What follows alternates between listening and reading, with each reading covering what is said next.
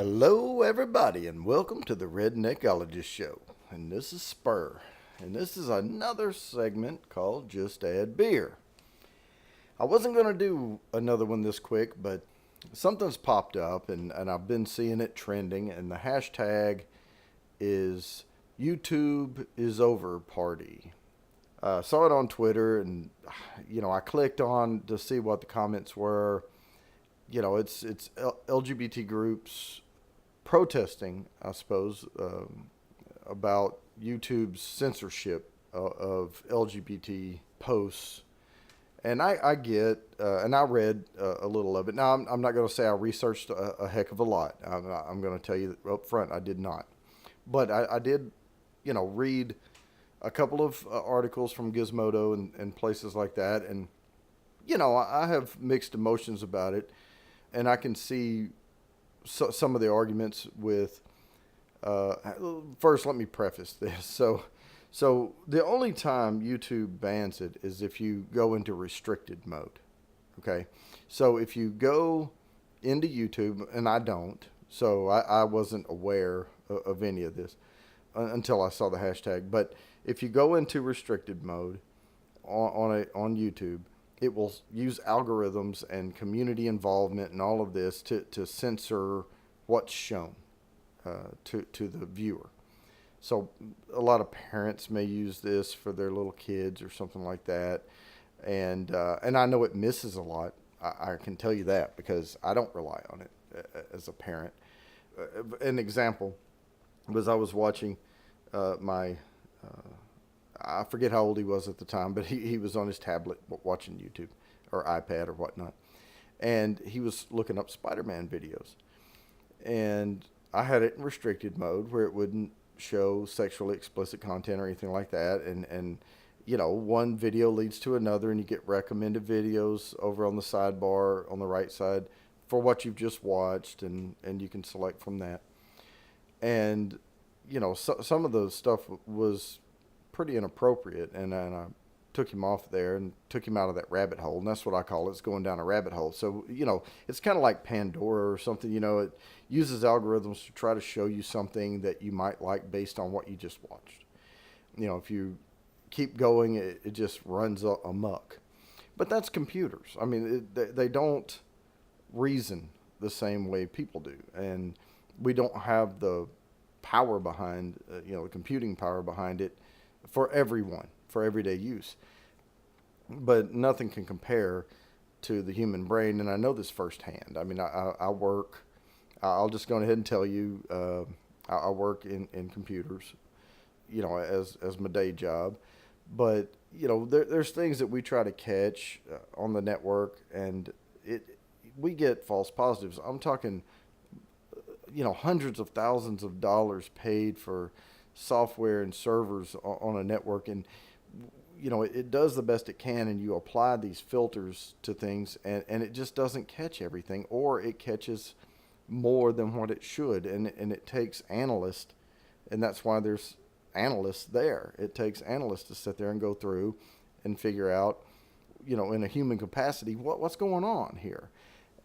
And something like YouTube, it's a community thing, and I know not everyone's going to be pleased all of the time, but I certainly don't think YouTube's dead. Okay, so that's number one. It's not, and the filters, the restrictions only apply to when it's turned on, and we do the best we can. Some of the arguments were, well, it's restricted where it's needed most, in libraries and things like that. Well, I can tell you, I went to a library in an unnamed town here recently, and I was trying to go on LinkedIn and trying to go to different business websites, and they actually blocked everything that was .org.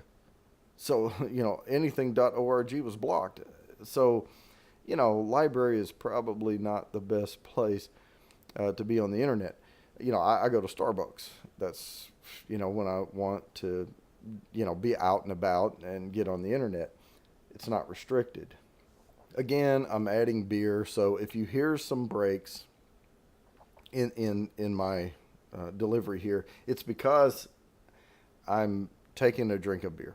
So I'm not going to say a whole lot more about this, but what I will say is as long as community policing is occurring, you're going to have people of differing viewpoints have the ability to control what is censored and what is monitored. And I don't think that is the best of ideas. I understand where they're coming from on this stuff, but I also know that if a group of people rally, and I'll just say let's for instance a church group with thousands of members rally together and they search out and seek out certain material and they all band together to flag that material, then it's going to rise up.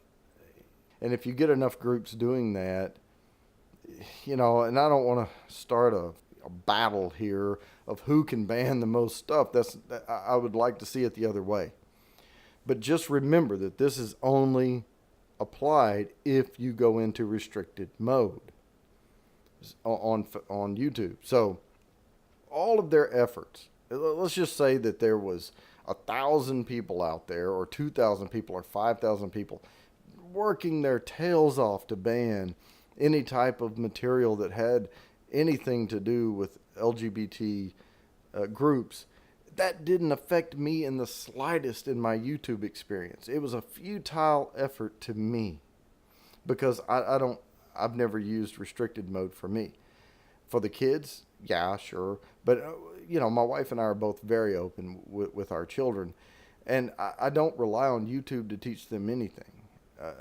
We're very, very open and honest with them about certain topics. But we don't, we like to know what they're ingesting for sure.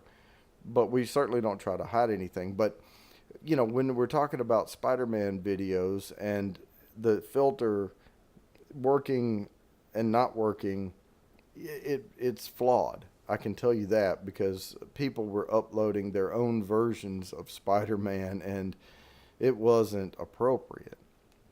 And I don't know what all it blocked. All I know is the experience that he was looking at right there. But, it's not a perfect system and it's not going to be perfect.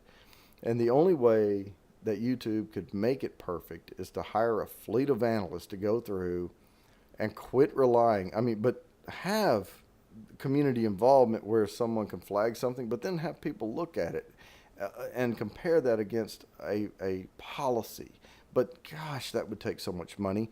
It would be a subscription effort, I believe. I believe that we would all be paying $60 a month to be on YouTube. I think if everybody paid to be, or maybe not $60 a month, but $19.99 or $9.99 or whatever, they could probably have a lot better policing. But it's just an open, open format. So that's some of the hardships that we have to deal with. Is they try to apply things, and computers just can't keep up with the human brain.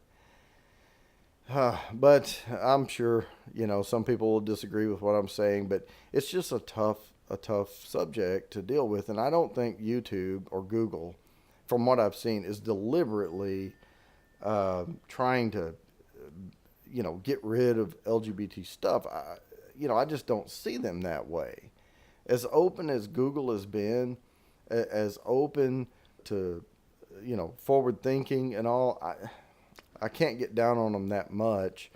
But whether they have the means to do something or not. But like I said, at some point it would become a fee subscription channel. This is a tough subject to deal with. And for everybody to jump on board and YouTube's over party, I don't agree with all that. But anyway, that's my 2 cents. And as always, if you like the content, please subscribe.